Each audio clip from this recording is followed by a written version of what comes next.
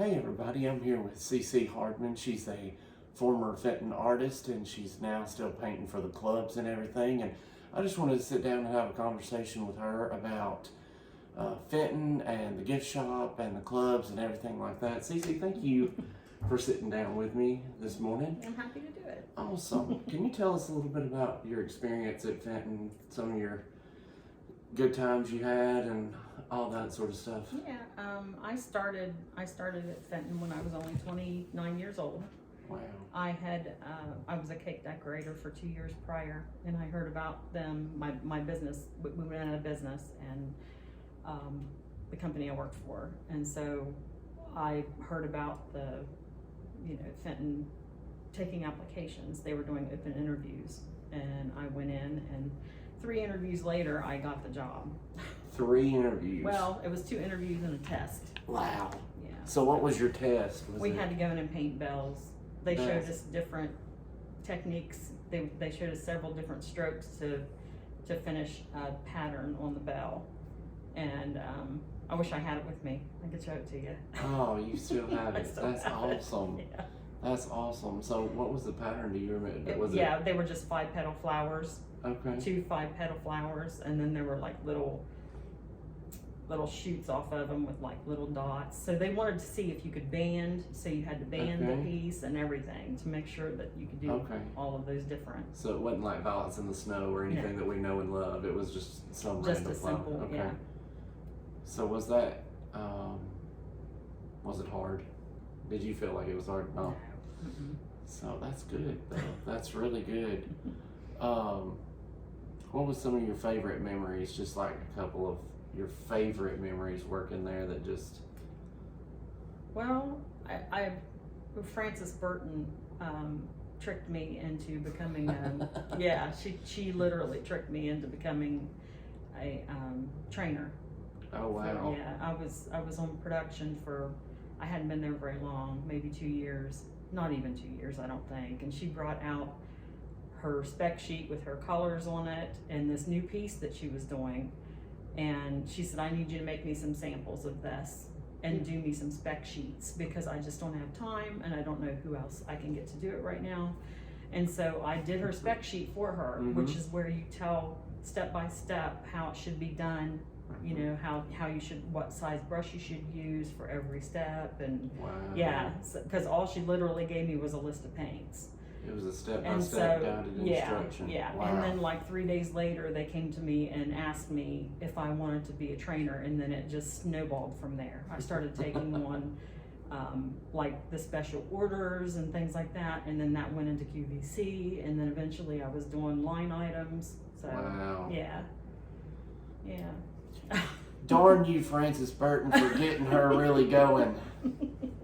I love her for that. I love her for that. Oh yeah, if y'all never met Frances Burton, she is an absolute sweetheart. If you ever get to come to convention, she comes to convention a lot, goes on the boat ride with us. She's a very sweet lady, very sweet lady.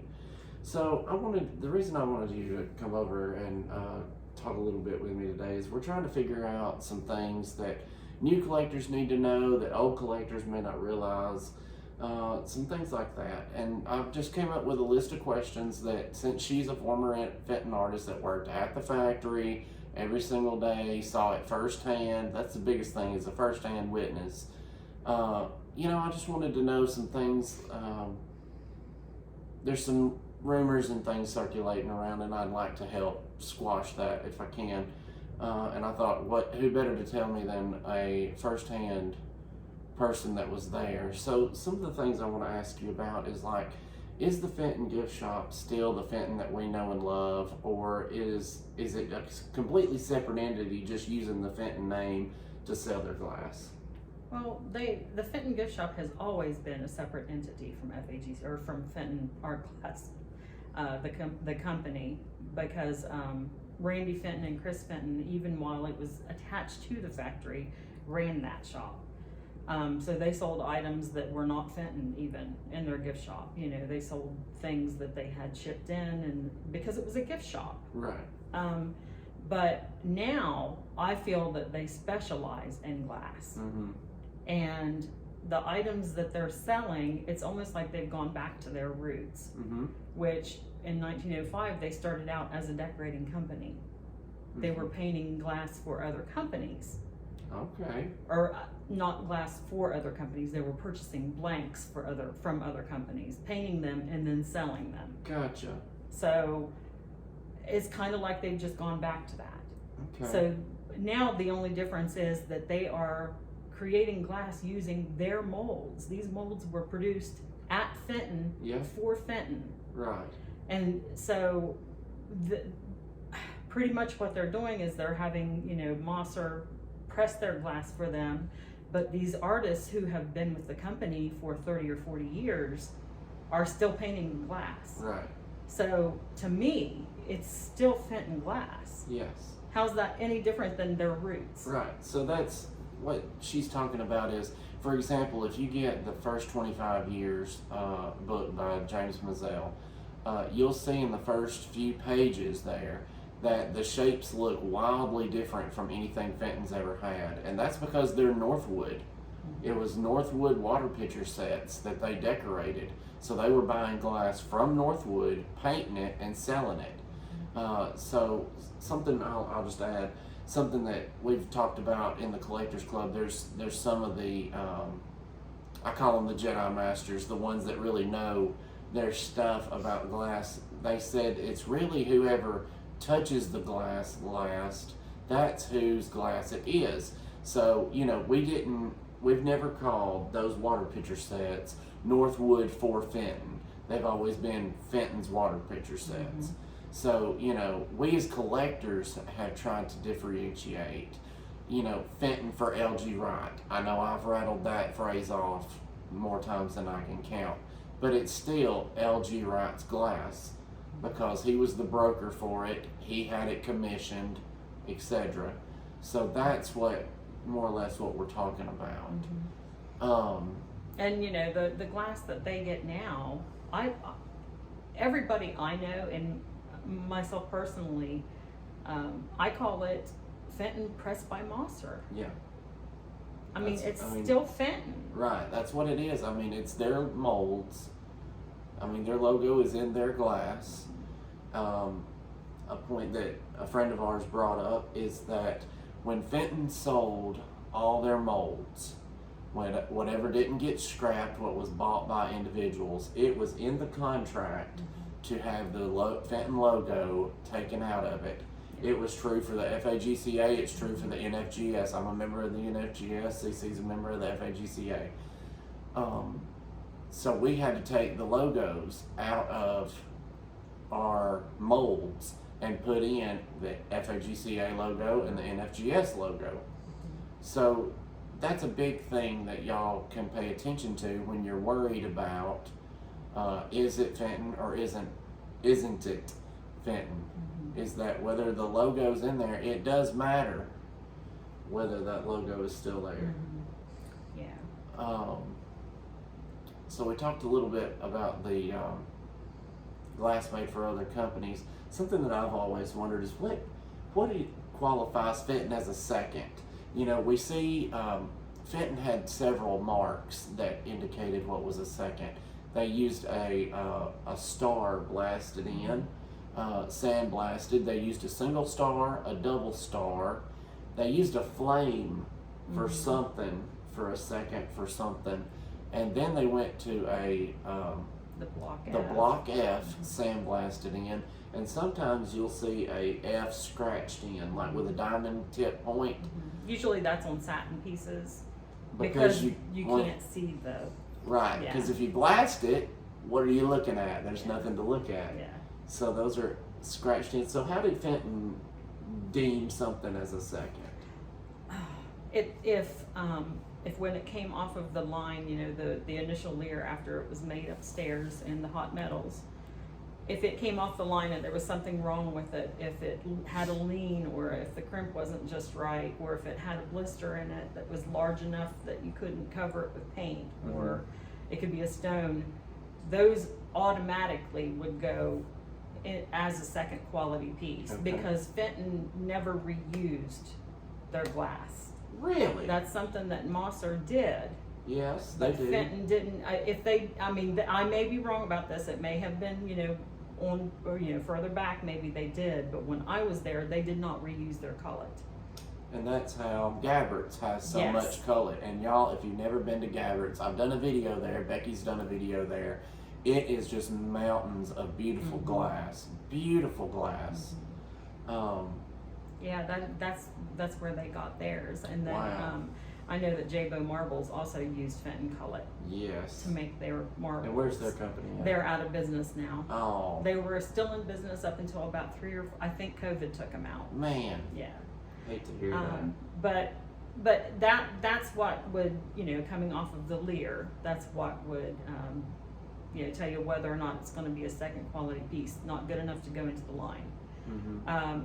If it made it through decorating and say the decoration was off a little bit, or if it fired wrong, or something like that, then it could be designated as a second quality piece. Gotcha. The only place that second quality pieces were sold was through a gift shop. Okay. They never got sent to dealers or anything like that. They were sold through the gift shop. Right. Okay. Because it was kind of like an outlet. Right. That's where the famous tent sale came from? Yes, yeah. And then they did have one outlet, Fenton had one outlet, and a lot of people didn't know this, in Flatwoods, West Virginia. Really? And it was an actual Fenton outlet. It wasn't a separate dealer. Yeah. It was actually a Fenton company or a Fenton gift shop outlet. Gotcha. But I don't think they sold seconds either though. Okay. I think the only seconds came from the gift shop that was attached to the factory. Gotcha. Later, when we started doing like the QVC, if it happened to be an overrun, Okay. so say they order 5,000 of something, Right.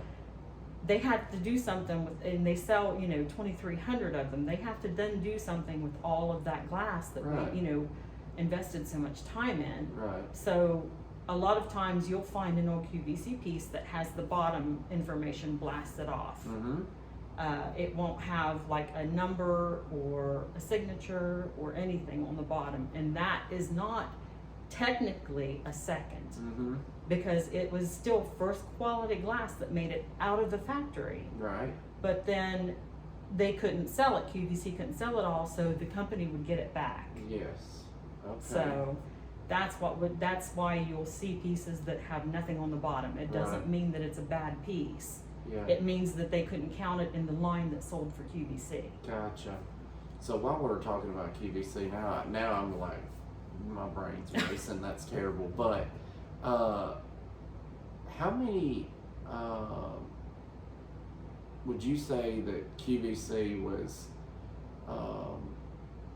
pushing Fenton to do like more experimental pieces? Because when I flipped through the QVC book, y'all, personally, I think some of what they did for QVC was some of the most beautiful stuff, because you see colors you've never seen Fenton do. You see crest put on pieces that have never been used as crest before.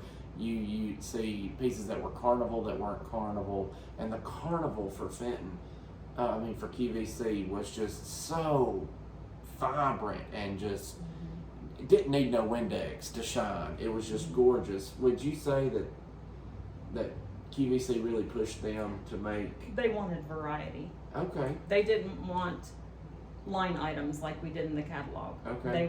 They wanted one-off, Special made for them. Right. And a lot of a good example is the picture that they did. I wish I knew the name of it.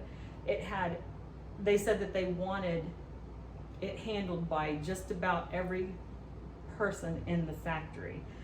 And, Wow. And have every finish or I can't think of the word. They wanted it to have every Bell and whistle it could have. right. So it had to have a handle and a crimp and it a started back. out as an overlay.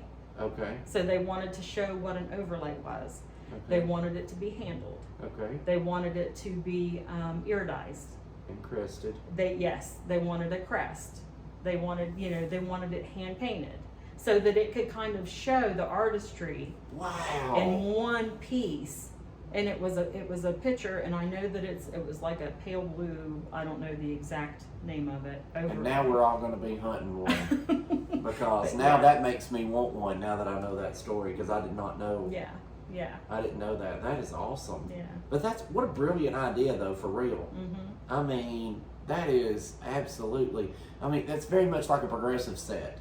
I know there was somebody's whose idea it was. It wasn't QVC's idea, but they sold them on QVC first, if I realize. So if you don't know what a progressive set is, it's this wonderful set of glass that it starts with, like, say it's a cranberry piece. It starts with a ball of ruby, and then they take the ball of ruby and they case it in crystal, and then they show where they put it in the optic mold or whatever mold they're putting it in, and they blow it and give it the ribs or whatever. And then it shows how they flare it out, but it's still flat on top because they haven't put a crimp on it. And then they put the crimp on it, and then if they're going to put a handle on it, they put the handle on it, and it's the finished piece. It just shows you the step by step, and it's just amazing to see what this glass has to go through to get to the beautiful product that we know today. Yeah, some of those progressives are even painted for the final step. Yes, Yeah. yes, I've seen some of those, and those are expensive. Usually $1,000 plus, but if you find one for less than $1,000, grab it.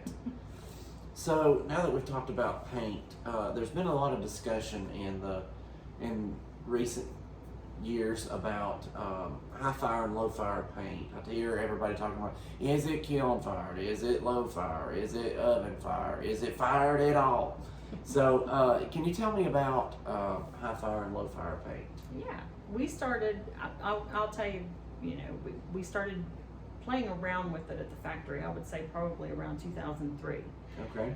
Do you want me to tell why we did that? Yes. Okay, and then I'll go into the differences Yes. and the learning curve and all that.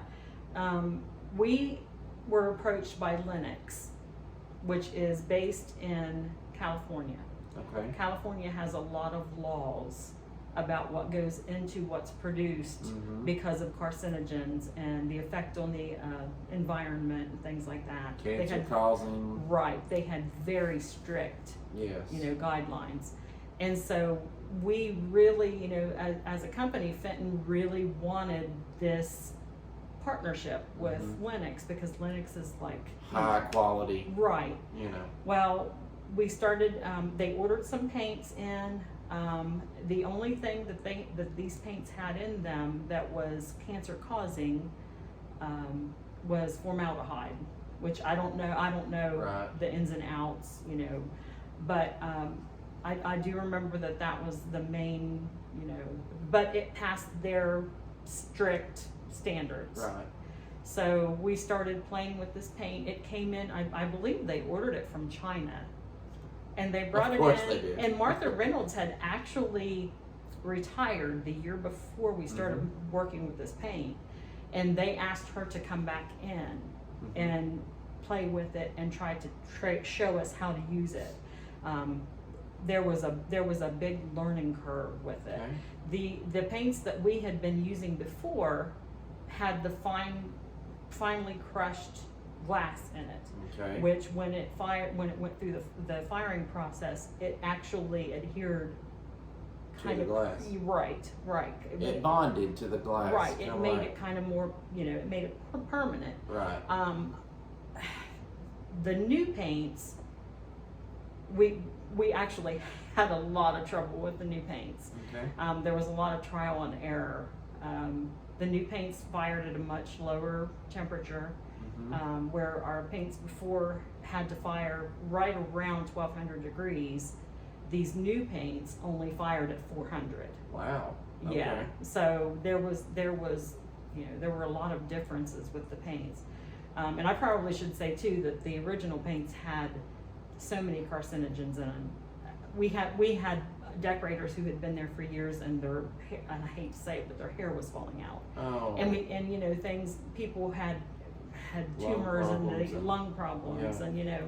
and it really was a dangerous paint to work with, but right. but they so did take safety steps. So it was really, in a way, it was a blessing. Yeah. That you got it. Yeah, the factory did take safety steps. They didn't want if we had a drink at our table, we had to keep it covered at all times, no straws, anything like that.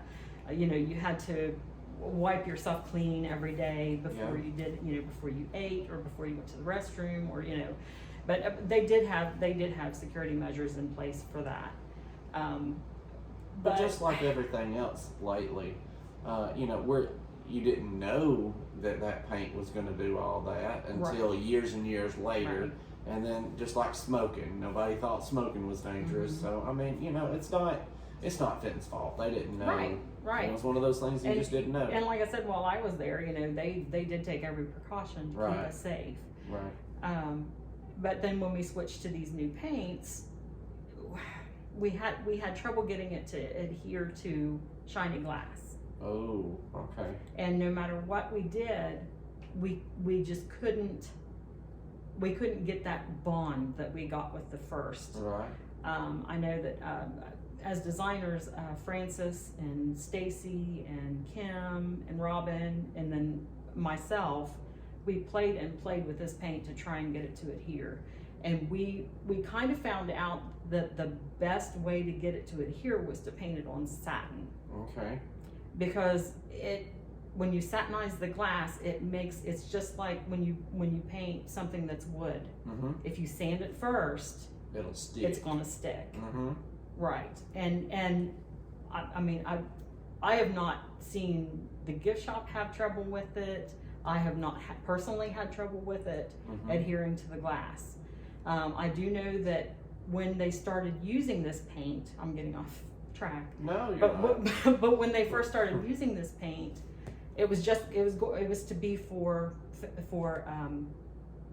Lennox only.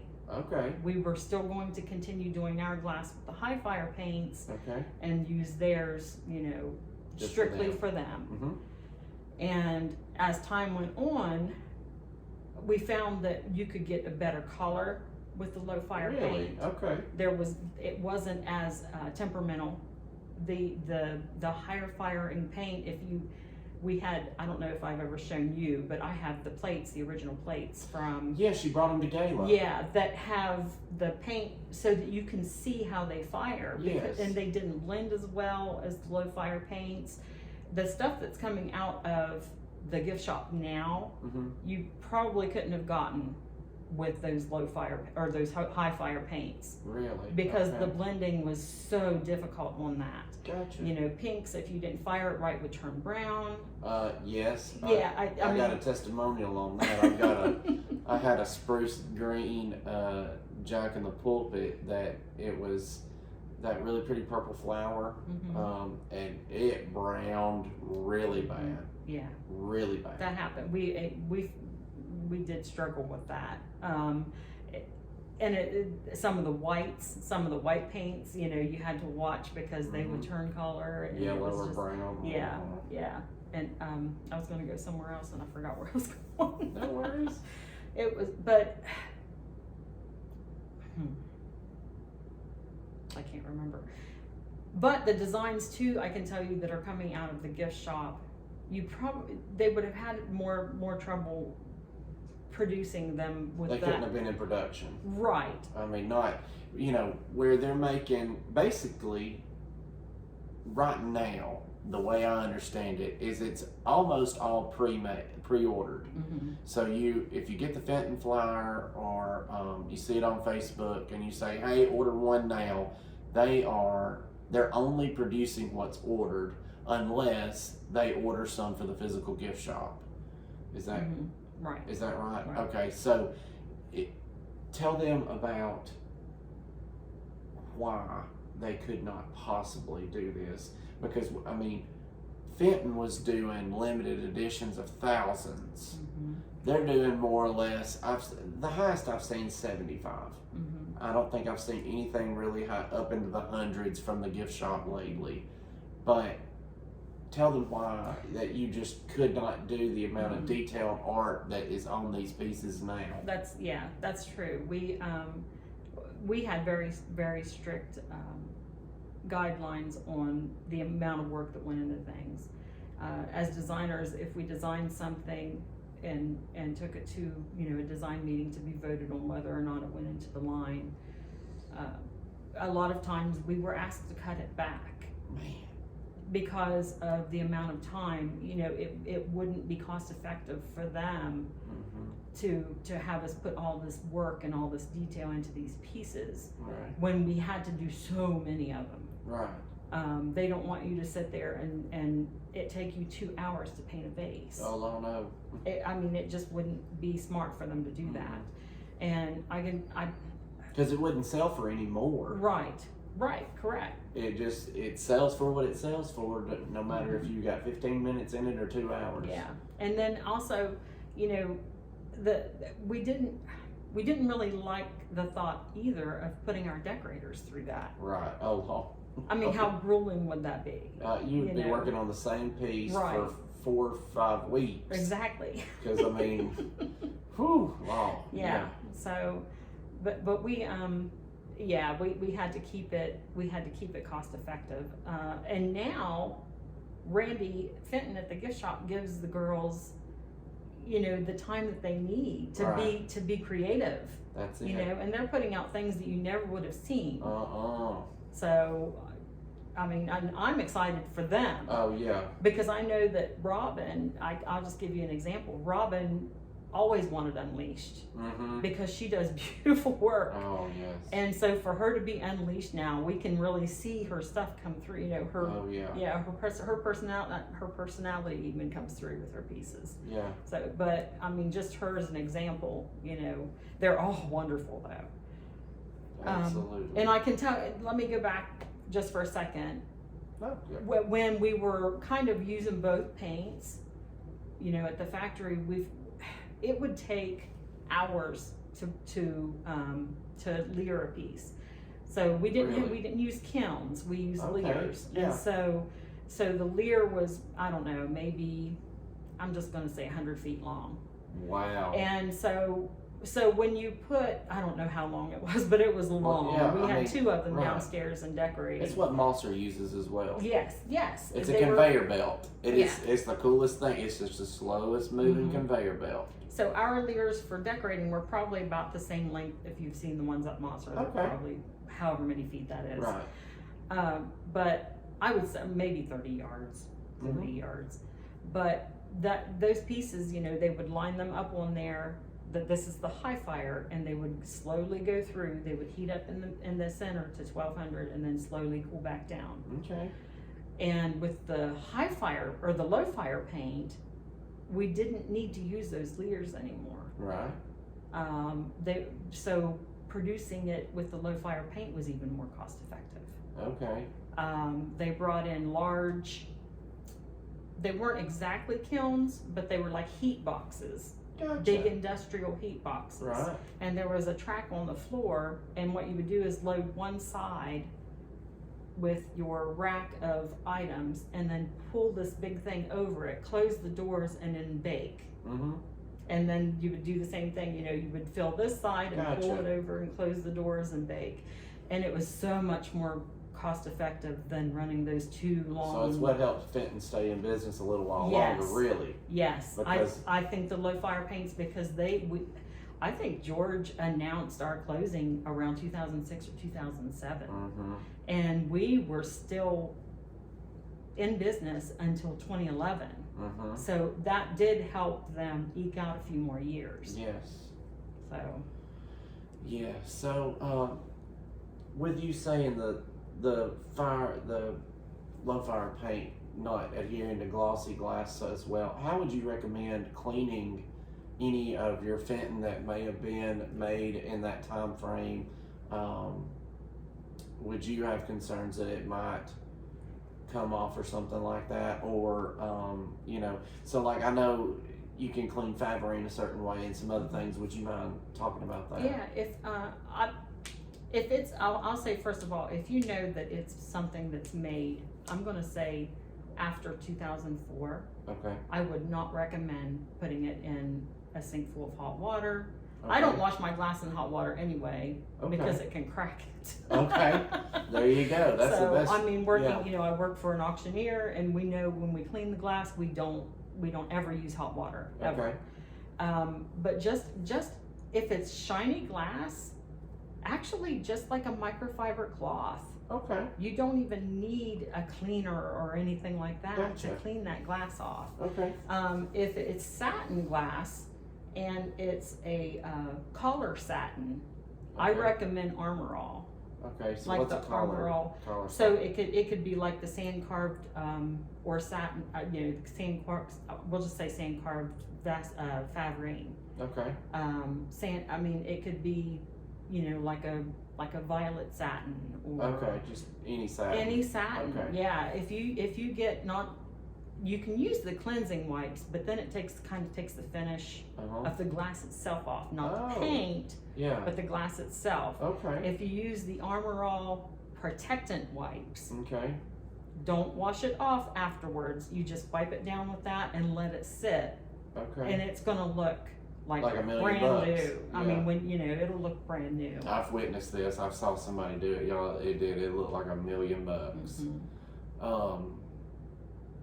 So I've heard the word vitrified thrown around on in groups and things on Facebook. Can you tell us what about that?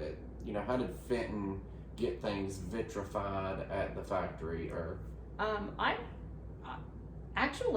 never heard anybody, supervisors or anybody, use that word. really? I never Okay. heard George Fenton use that word. It was fired. It was just fired. Okay. It was just fired. We never heard vitrified. We heard, that it's fired. With the earlier paints, we knew that it became part of the glass. Yeah. Essentially, It bonded. yes, Yeah. because of the finely crushed glass Glass that was in it, in yeah. there. Nobody that I can even think of used the word vitrified. So Okay. I couldn't even tell you the Definition. of vitrified. Gotcha. Okay, that's awesome. So, something that a lot of people are concerned about is Mosser's quality of glass versus Fenton's quality of glass and that sort of thing. Can you kind of tell me what you know about Fenton's relationship with Mosser? Fenton has actually had a working relationship with Mosser for years. Really, even before the factory closed. Years. Wow. Yeah, I would say they probably started using them in the late 90s. What?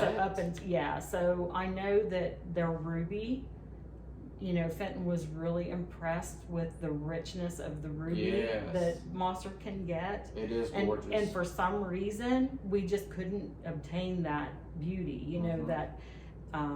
So I do know, I can't give you specific pieces, but I do know that they did use Mosser for ruby. Oh, I know some of the specific pieces that had to have been was the tall 9-inch vase that I know just because I know I bought it for a friend recently. It had a white Christmas tree painted on it, and I know the one. some of the nativity Christmas Christmas items. Christmas items Yeah. had to have been ruby and Yeah. Mosser's, because you can put it by a piece of Mosser and it's the exact same ruby. Yeah. It's just gorgeous. Yeah, it is.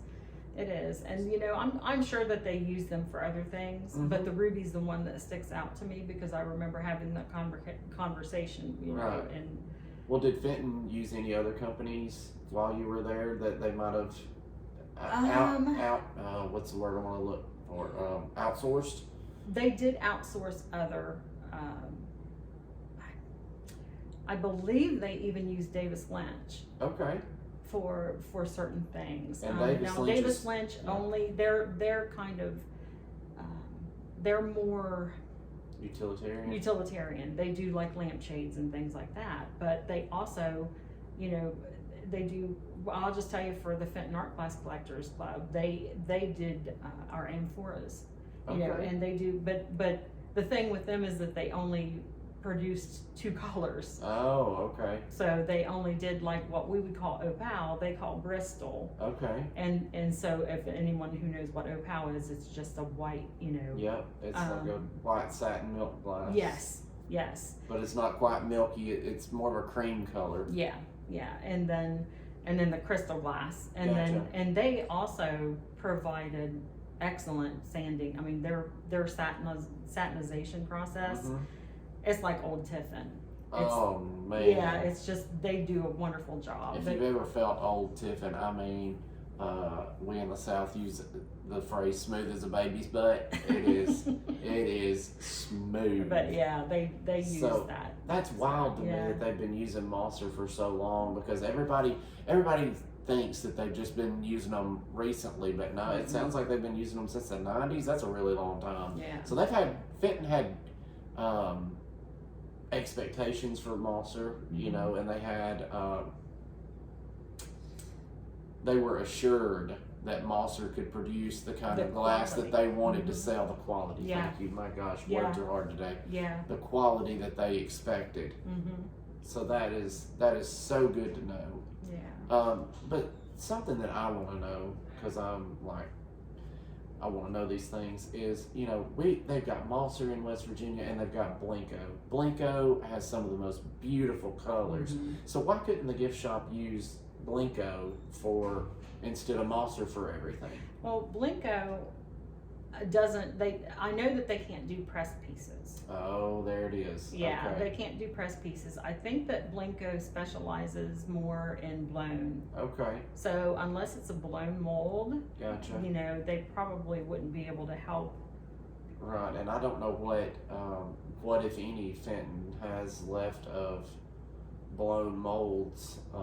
I don't know that the gift shop kept any of their blown. I wouldn't know. I know, right, and there was a list, a document. How many molds do you think there was? Thousands. Oh my gosh, I would say 10,000. 10,000 molds, because when Frank would go to, I mean, you got to think of all the glass companies that went out of business before Fenton went out of business. Frank was a hoarder of all good things.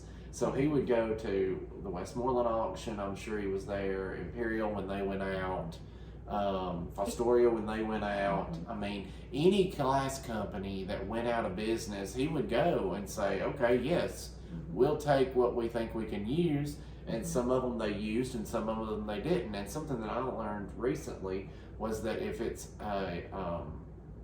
Fenton made a piece and it has just the script F in the oval, that meant it was a mold that they acquired from somebody else. It wasn't a mold they made in-house. Right.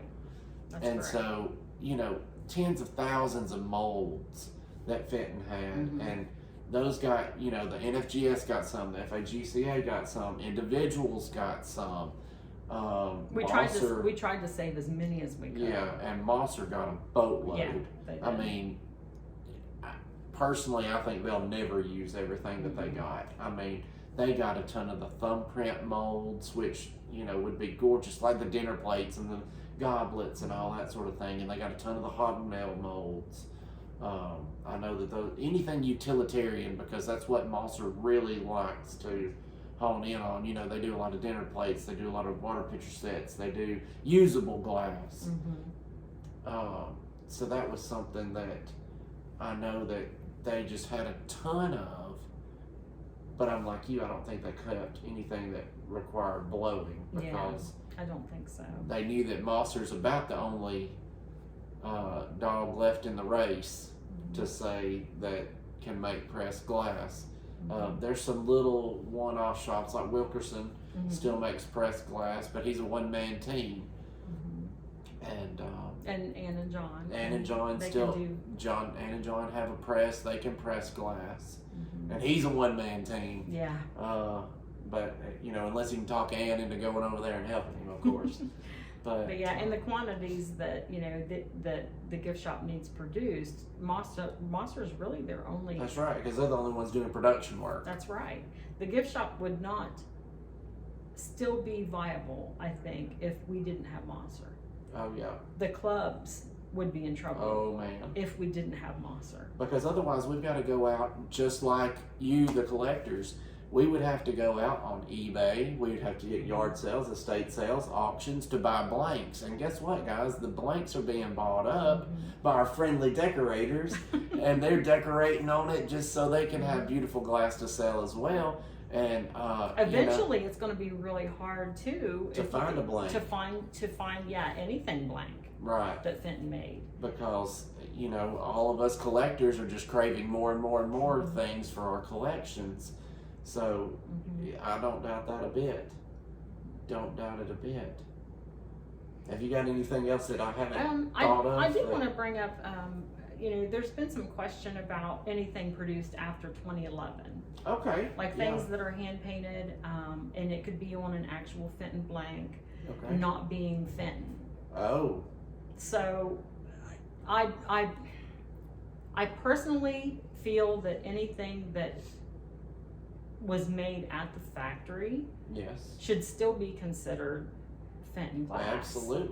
Absolutely. I don't know anybody that would argue with that is just in error.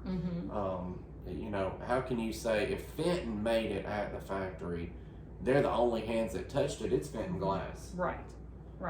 So what I mean by produced or come out after 2011, the girls, they continued painting. The decorators continued painting even after the furnace was shut down in 2011. Okay. Because Lord knows they had a stockpile of glass. That's what I was going to say. So if you think about the size of that factory. Oh, yeah. And how much, we did inventory. So, once a year, we would have to go through, I know how many shut blanks. down for 2 years and did inventory. Right. And so those blanks that were still in that building would have lasted for years. Oh, yeah. Years. There's probably still some, know, but for people to say that it's not Fenton if it was painted or came out after 2011, that is not true. Okay. So. Yeah, and something I guess I forgot to mention, no, that's another time for another day. Cece, thank you so much. You're welcome. For doing this with me, and I appreciate your time, and thank you all for watching, and I hope to see y'all again next video. Y'all have a great day. Okay, this is the piece. We just found this at the show out here in Springfield, Missouri. The piece that we were talking about on QVC that had all of the different, the overlay, the iridization, the crest, the hand painting, and it was limited to 490. Wow. Thank you. Hey y'all, so I was at Ann's show today, and she was unwrapping some glass that she had in a tote, and it has been pouring monsoon rains, and some of her totes got wet, and some of the glass in the papers got wet, and she pulled out this beautiful Fenton vase. It was done at the factory, absolutely gorgeous, but look what happened. That paint peeled right off. So the paper got wet, grabbed the top of that paint where it was faded, and it just started peeling. So, just like Cece and I were talking about earlier in this video, she said that the low fire paint did not stick to glossy. This is what glossy. So, that's why they're always using satin glass now. And that's, it'll go back up. But look at that huge wrinkle in it. It's not only falling apart there, it's falling apart right up here. You can see where that wave is right there. That's been disconnected. It's came off. Already just came off. So this is not a Fenton gift shop problem. This is not an independent artist problem. This is the fact that low fire paint just doesn't stick to glossy glass, and that's why Fenton Gift Shop is using satin glass for everything. That way they know that it sticks to it, and they know that it will stay on there. And that's what they're doing now.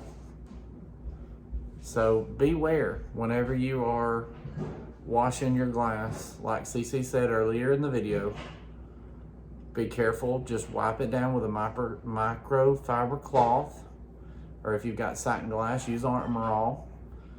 You just have to be careful. Just don't scrub it with steel wool or anything like that. I've always recommended, if you can't get down deep in your glass vases, to use denture tablets. Denture tablets will do a wonder when you get it down here in this space down here that you can't reach in there with a rag. Denture tablets work wonders. Cece, have you got anything to add? I don't think so. I think pretty much covers it. All right. I believe that this piece was done in production around 2006. I don't know if it's dated, but for C.A. Hall. some reason, I'm thinking it was around 06 when they did that. So see, that was well before the factory closed. Way before the factory closed, but after they started using low fire paint to appease Linux. Yeah. So really, if you want to blame anybody, you got to blame Linux. It's all Linux's fault. But anyway, so just be careful with your pieces. Thanks for watching. Hey y'all, thanks for watching my video. Be sure to like and subscribe. See you again soon.